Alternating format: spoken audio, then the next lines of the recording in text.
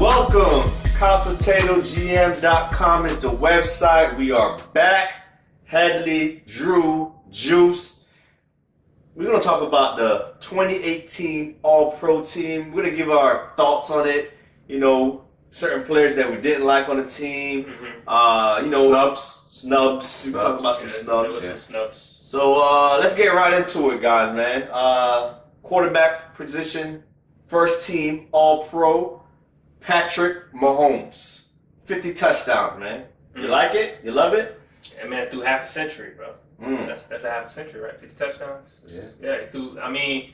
Listen, coming into the season, we was hard on him as a group. CPGM, check the videos, check the website. We was hard on him. We wanted to know what he was going to be because we knew what he was in college, right? You know, but he's in the perfect situation. And this year, Kansas City. That's what that looks like when you're drafted for a team. You got to sit behind Alex Smith, and he didn't get the Brett Favre treatment. He got the Alex Smith treatment. Was treated right. Alex Smith, showed him how to be a pro, how to prepare. Not throw the ball, obviously, but how to prepare. Like right. Smith. And it's a perfect match, like I said. And Andy Reid is that the true quarterback whisperer? Yeah, it's not Brian. I asked somebody on Twitter, man, name a quarterback that struggled under Andy Reid. They gave me two names. Michael Vick, who had his best year passing under Andy Reid. He checked the numbers, but go ahead. And then he said Kevin Cobb. I said Kevin Cobb don't count. And they made the playoffs that year with Kevin Cobb. he didn't check the numbers. So it's just, Andy Reid, man, he's the quarterback whisperer, like you said, and it was a perfect situation for Mahomes. I'm not taking anything away from him. He deserves. He deserves All-Pro first team. I voted him in. First team All-Pro. I mean, he gets my vote. We're not taking anything away, but if Patrick Mahomes is on a different team, a not good team, what happens? You know what I mean? If he doesn't sit for a year, what happens? So that's kind of what we mean when we say he's in a perfect situation, perfect storm.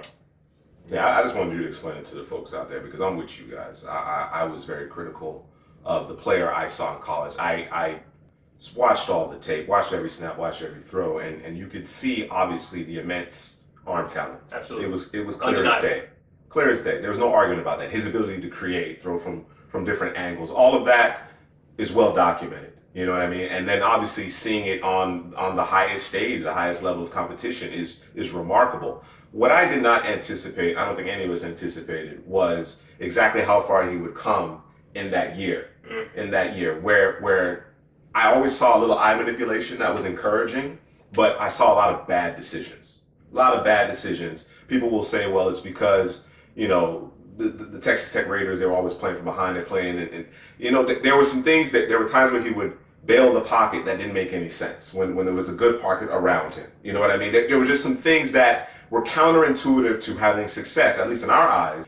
Andy Reid, Patrick Mahomes, Matt Nagy, Eric Bieniemy, it's a lot. They all had, and Patrick Mahomes deserves a lot of credit about rectifying some of those things. So in terms of the pre-snap, that's what you saw early in the season. His ability to identify where he wanted to go with the football, where the matchup was, hold the safety with eye manipulation, and deliver the football. Now, that being said, it's been a charmed season. Now, you can't scoff at, and this is why he belongs. He's the MVP as far as I'm concerned. And he's, obviously the first team All-Pro at quarterback. 50 and 12 and 5,000 in your first year starting. It don't matter what the situation is. It doesn't matter what the situation is. Yeah. The situation was ideal though. Yeah. You know what I mean? And I say that because right after the draft, in fact, leading up to the draft, there were two locations that I thought he could really flourish in. You know what I mean? Considering some of the concerns we had. And the main one was Andy Reid. And when we talk about quarterback whisperer, you mentioned it. There's only one quarterback whisperer in this league as far as I'm concerned. There are excellent play callers and designers. There are not a whole lot of those. There's just a handful of those. But as far as quarterback whisperers it doesn't matter who the quarterback is. A lot of success. They've had success. It belongs to Andy Reid. Now, Andy Reid can get in trouble with his play calling. It may have cost them a couple of times this year, even though, they were scoring points, at a ridiculous pace. And mind you, I want you guys to know out there, CPGM's going to have a lot more of the breakdown associated with Patrick Mahomes. I do want to give you this little tidbit, though, a little tease for our Patrick Mahomes. diatribe is when blitzed, he's completing a higher percentage when he's not blitzed. Okay, when it's a clean pocket. Say it again. That went over my head. I need to hear it one more time. He's completing a higher percentage of his passes when blitzed, but the pressure doesn't get home. Now that's two-pronged. KC had an excellent offensive line. All right, one of his teammates, Mitchell Schwartz, is an All-Pro, right tackle.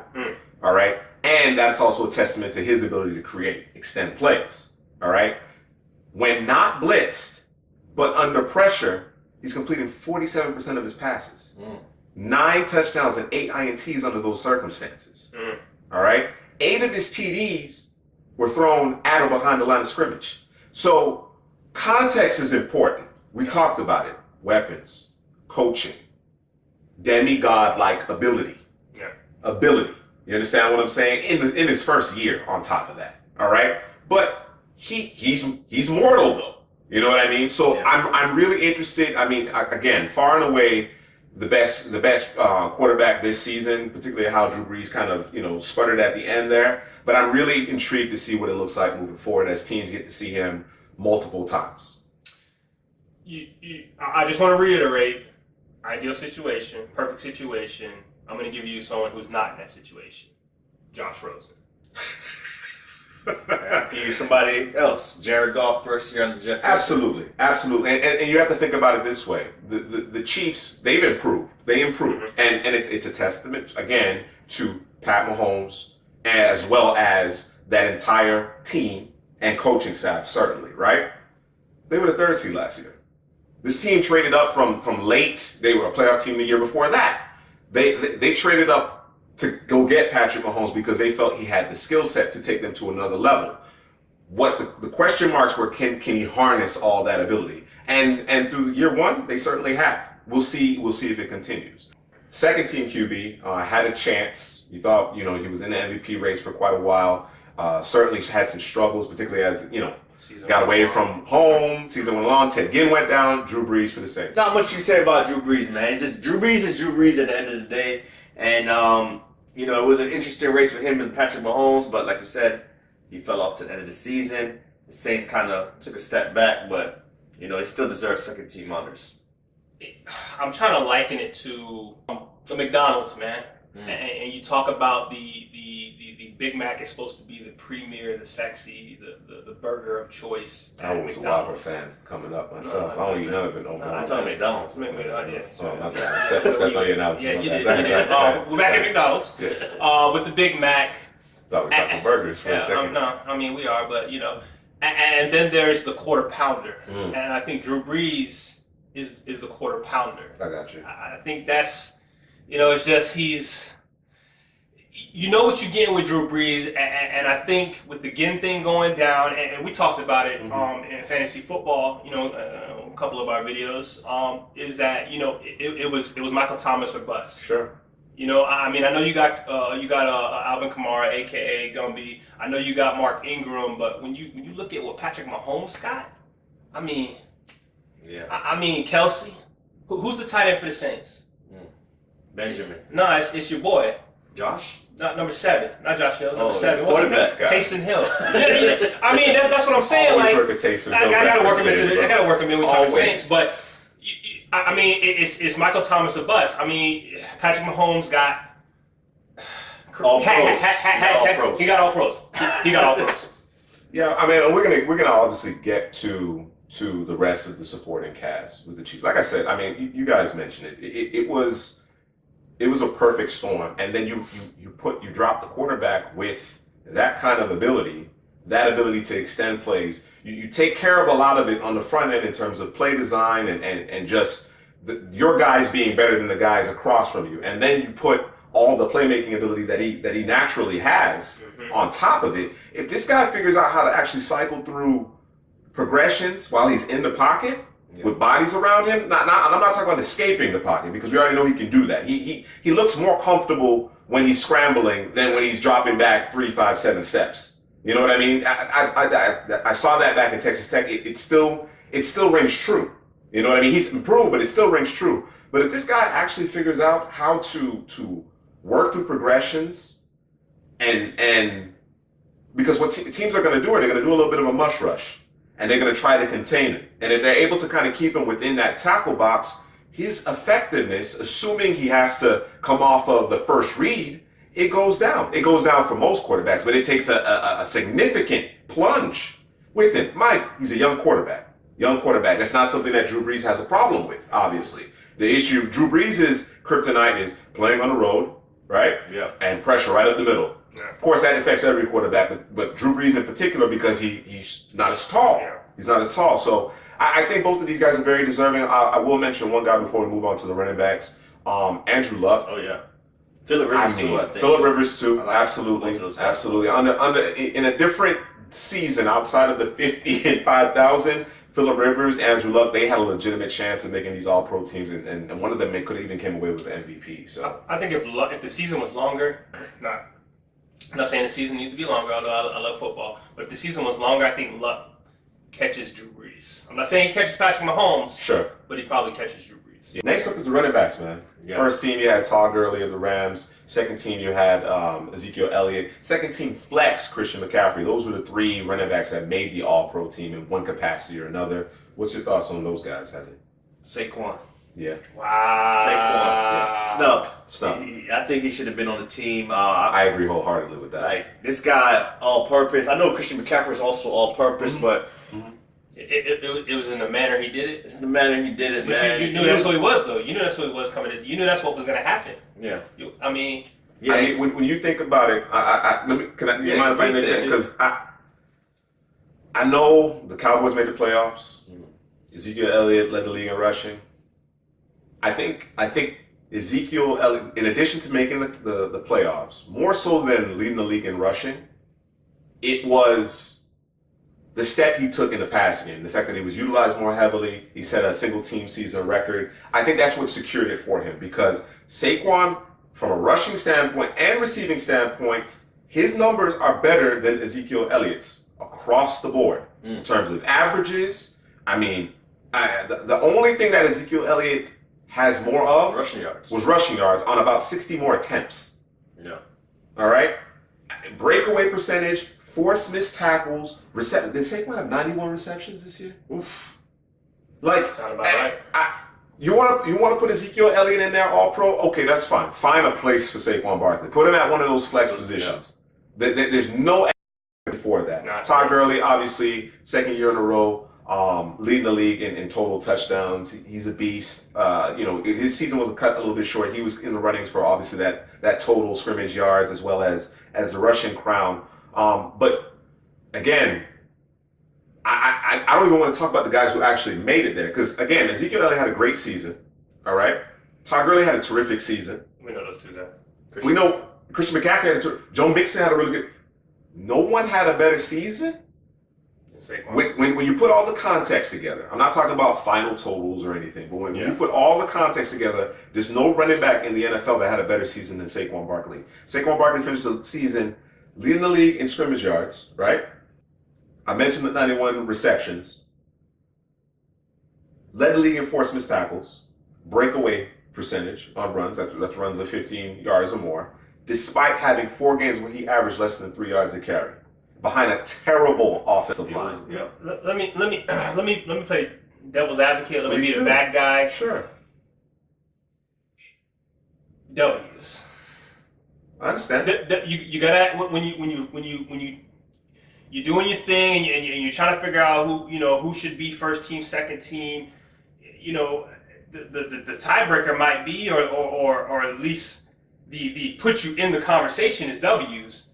So let me just point this out. Mm-hmm. You mentioned W's, which is fine. I'm sure some of the voters, the folks with the All-Pro votes, factored that in. You know what I'm saying? Well, how did your team overall perform? How did you impact the outcomes of games? Well, the Giants aren't in any games without Saquon Barkley, number one. And number two, if I'm not mistaken, the Panthers lost the last 6 games, and Christian McCaffrey was second team All-Pro. So I don't want to hear about W's when that's what's going on. I don't want to hear about it. I think Christian McCaffrey had a great season. He set the single season record for receptions by a running back. A phenomenal year. It wasn't Saquon's year. It wasn't. The other argument I want to bring up is volume. And when you talk about the amount of talent that's actually on the Giants, it's just Saquon and Odell when he's available for whatever reason. So, who are you building your offense around in Dallas? Right? Who are you building up? Right. Right. Okay. So there aren't really a lot of options and in fact, it wasn't until Dallas traded for Amari Cooper that Zeke really took off. But he's got a Dak. Okay. All right. So you're gonna say the same thing about an injured Cam Newton because they don't necessarily have the receiver. We expect DJ Moore to develop. Or whatever. I mean, what are we talking about? You saw the flash though. You know what Funches is to that offense. You got a DJ Moore. You got a Curtis Samuel. There's weapons. There's, you know what I'm saying? Fair enough. Okay. You just mentioned that Zeke has a Dak. All right. Who had an up and down season. Certainly played better once Amari Cooper came on board. Again, that helped the entire offense, the team. They were able to sustain drives, meaning more opportunities for Zeke. You said Saquon Barkley was the offense. Absolutely. Absolutely. He still had fewer touches than Ezekiel Elliott, despite having more yardage than him. And if that's the only guy that the opposition has to prepare for, and he's still doing guys, he's still getting his numbers, still making plays. Come on, man. Here's my last argument. This is what I expect from him. It's a weak argument. It is. But we expect Todd Gurley to be the best too. Yeah, but Todd. I mean, I love Todd Gurley. Sean McVay, bro. I love Todd Gurley. Offensive line. When you do the collective rankings, the Rams had the best offensive line in the NFL. I think Dallas was 11th. They took a step back. No Travis Frederick. Had some injuries. You see what they look like when they don't have Zach Martin. They're all pro in the lineup. But the Giants were in like the bottom quarter. Saquon did that without that offensive line. But I mean, and no passing. Eli Manning is still under the center. You doing all that damage in terms of yardage and craziness and he had more TDs, total TDs than Ezekiel Elliott as well. I understand. How many games was that team in? Prevent defense? That wasn't. No. Come on, man. I'm the other side of the argument. I'm just telling you.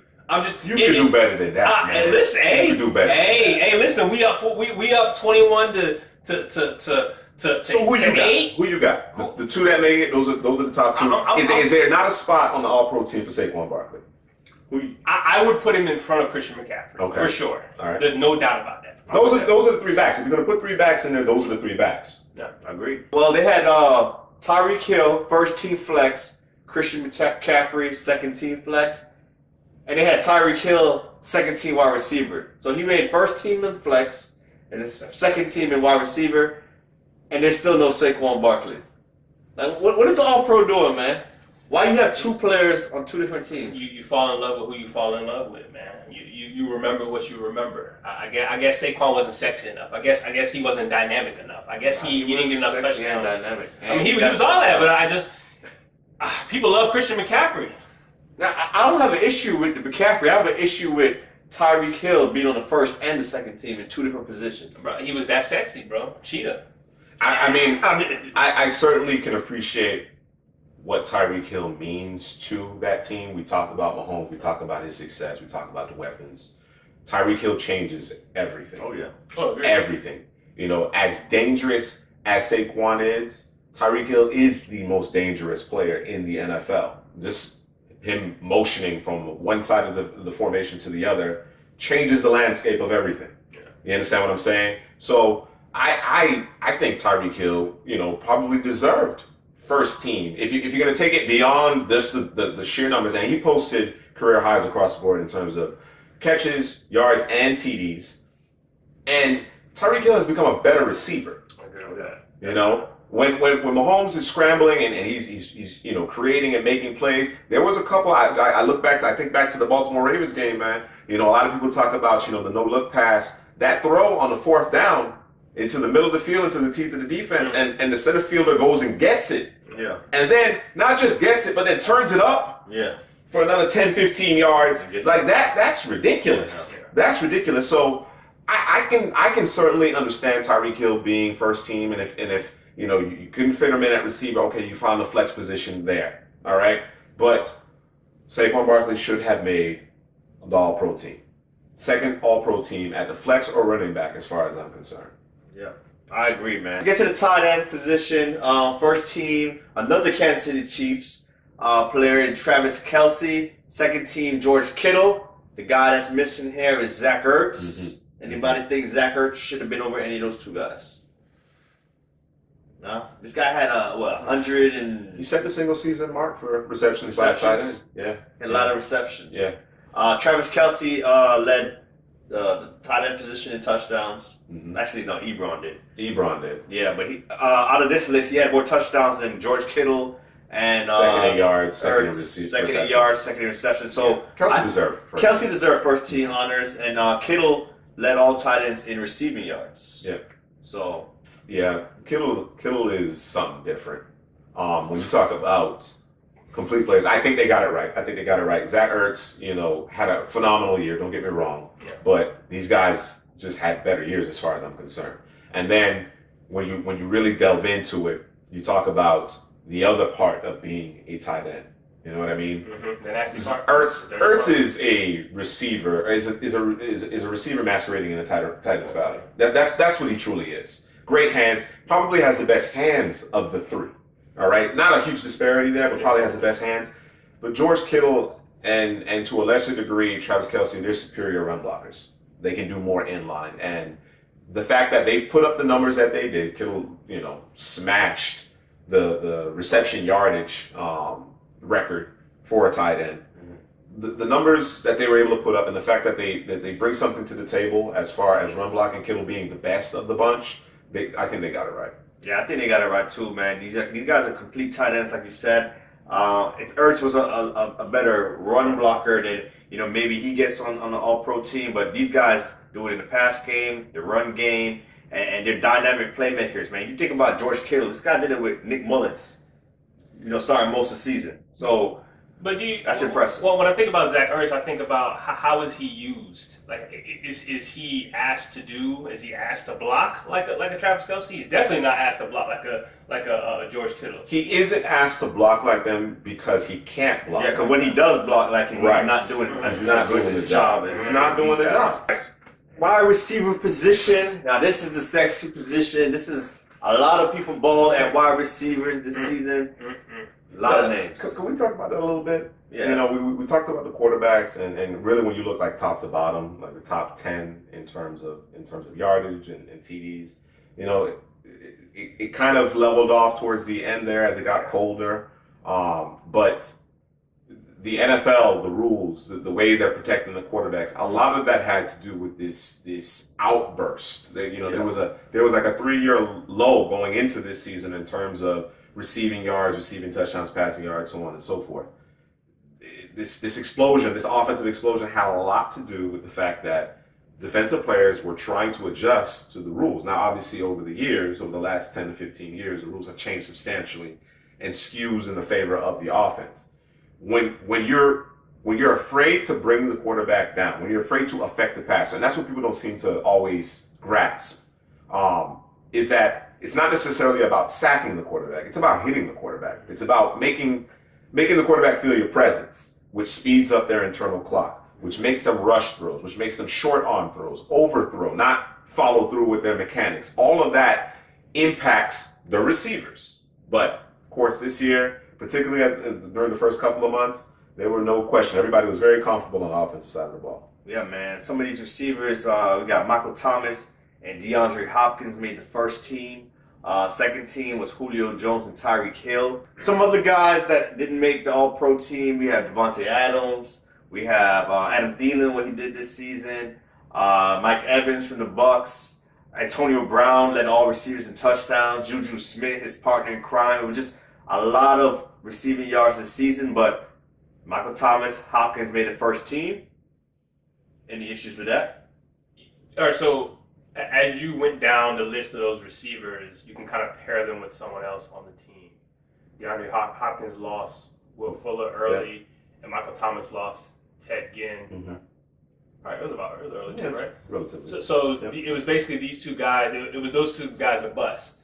playing with two pretty good quarterbacks. I mean, we know Hopkins. We know what he is. Baller. Best receiver in the league. Best receiver in the league. I'll take it. Best receiver in the league. And then Michael Thomas, is the top three. I mean, no one has had a 3-year start of their career that Michael Thomas has had. I think Michael Thomas, despite the fact that he led the league in receptions, I think Julio Jones. There you go. Is first team All Pro this year. When you look at Julio Jones's numbers, just the numbers, all right. I understand Thomas played for a better team. He plays with a better quarterback. I love Ice. That's my guy. But Drew Brees obviously is a better quarterback, or has had a better career. Julio Jones this year quietly may have had maybe the second best season of his career. Yeah.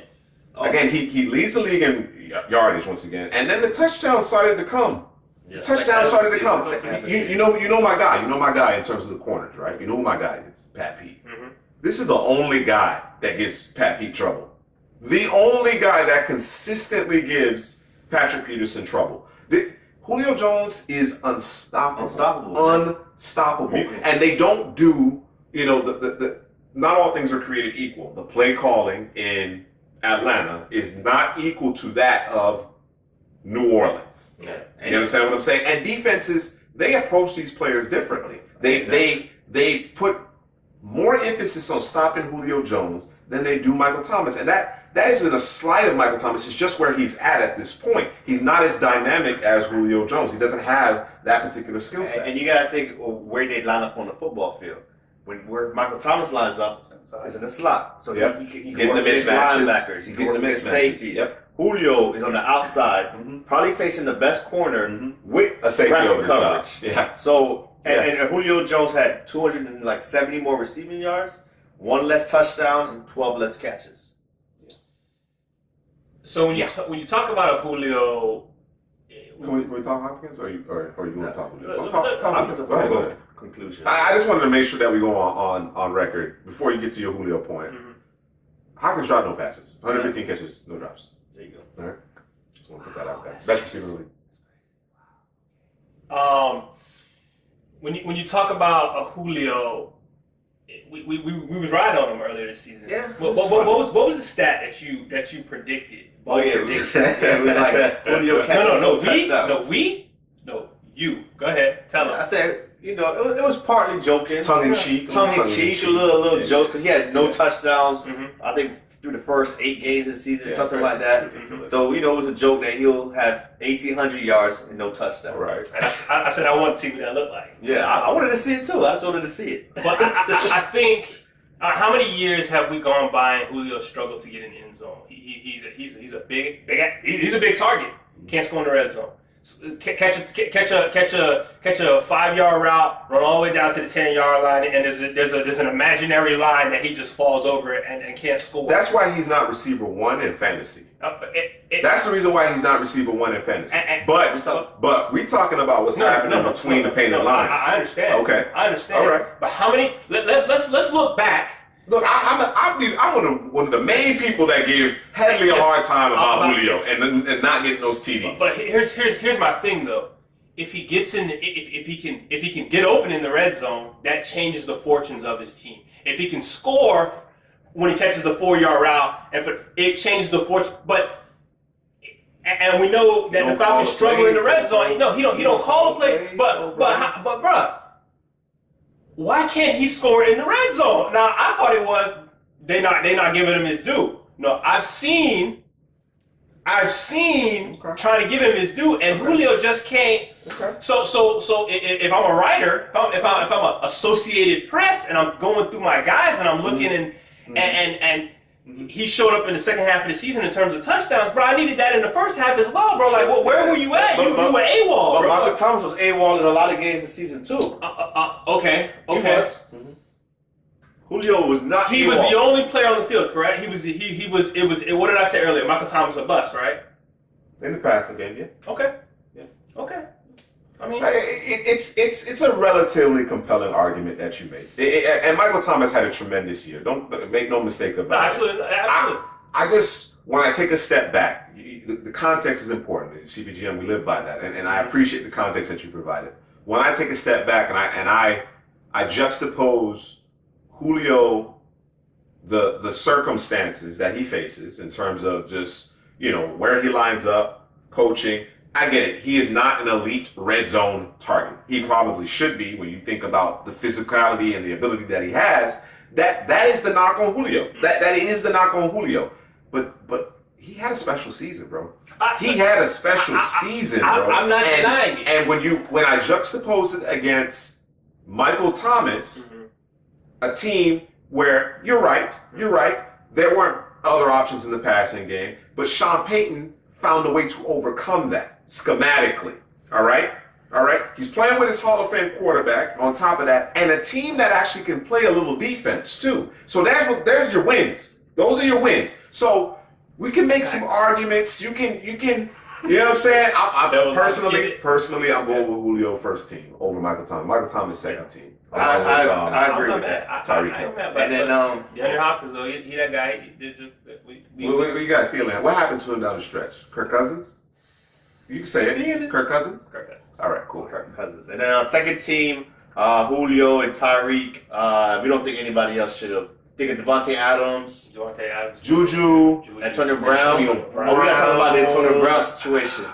They left him off because of the issues in Pittsburgh. I think if you went flex or receiver, I guess you could put him in either spot.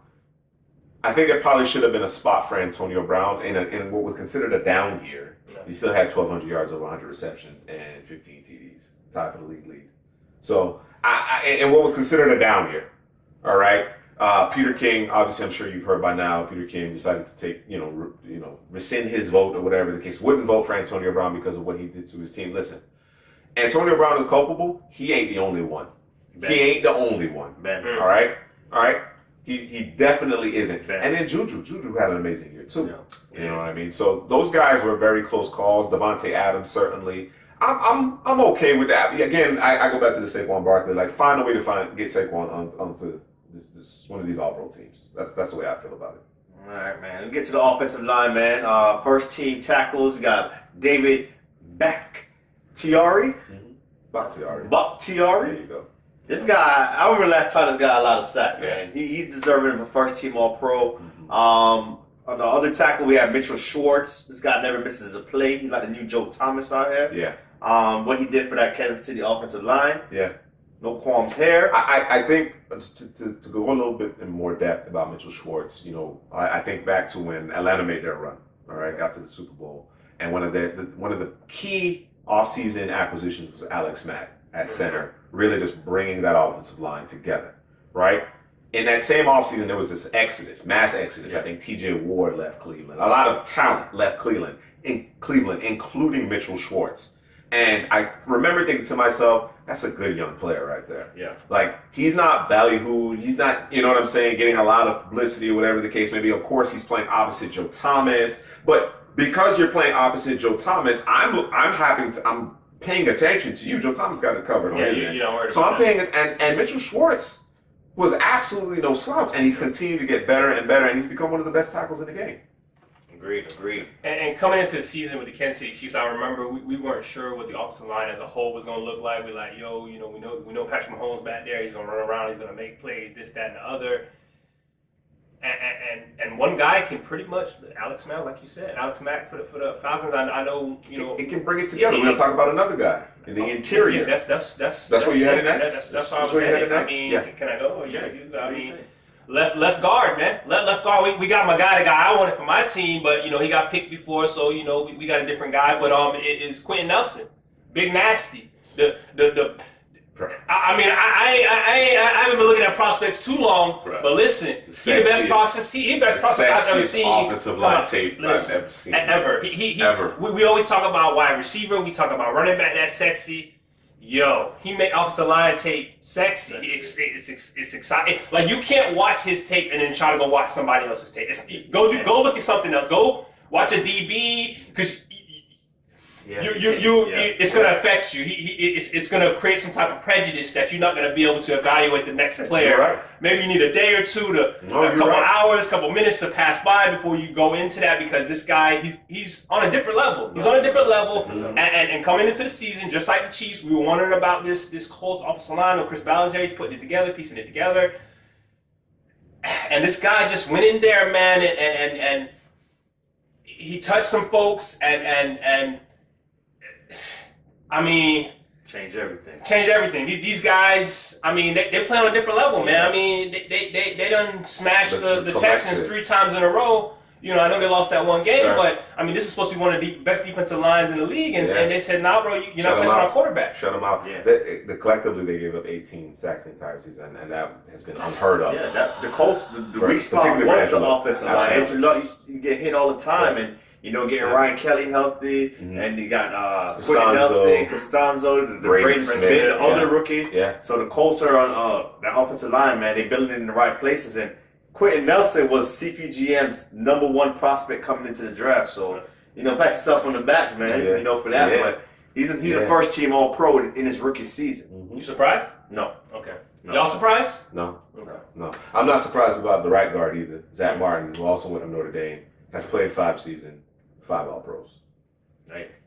There's nothing else to be said. Man. Nothing else to be said. Yeah. Would you be surprised that these guys show up again? Is there one position where you're like, okay, there might be a guy that might take that over next year?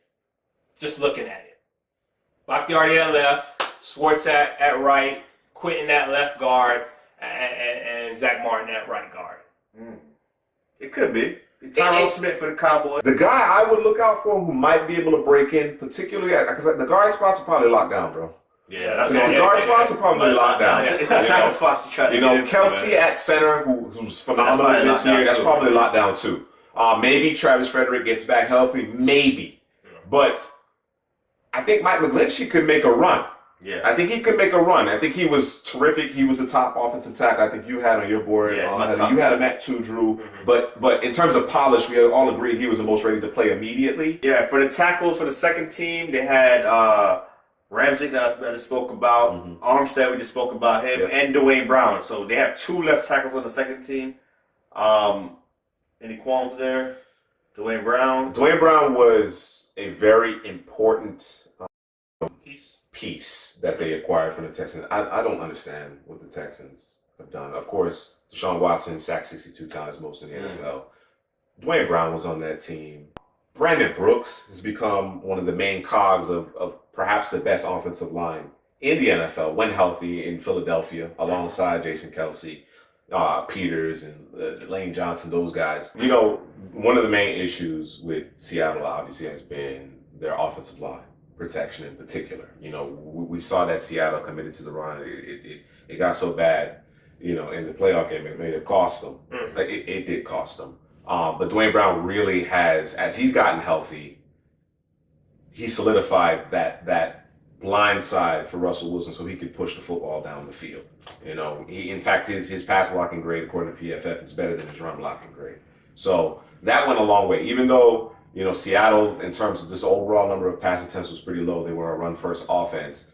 His presence, in addition to some of the other guys kind of improving as well, certainly being able to fire off as run blockers more often than not, really made a difference in terms of Seattle's success this year. So I have no issue with those 3 tackles. Yeah, me either. And then for the second team, the interior, we have Bitonio from the Browns. We have Yanda from the Ravens, and Pouncey, the Steelers center.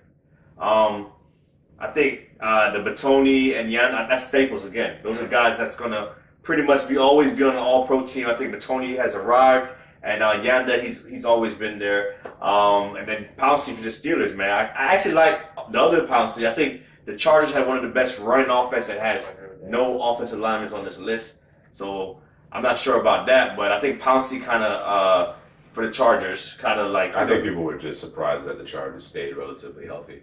I think that's really what it came down to, because they were terrific as a group. Yeah. Individually, you could probably nitpick or whatever the case may be, but I thought as a core they actually were able to keep the same guys in the lineup. Yeah. They played really well this year. Yeah. I just want to add this in there. You know, I like to be the bad guy sometimes. The Browns almost browned it up with Tony Lynn moving to tackle. Yeah. So try to do that. Yeah. You know, thank God they didn't because they got an all-pro at left guard. Yeah. Another guy that didn't make a team that might have been a snub. It's hard to get in the interior. Is Shaq Mason, New England Patriots. He did it as a run blocker and a pass blocker. So, you know, just giving some love to Shaq Mason. It's just these guys, man, in the interior, it's hard to replace.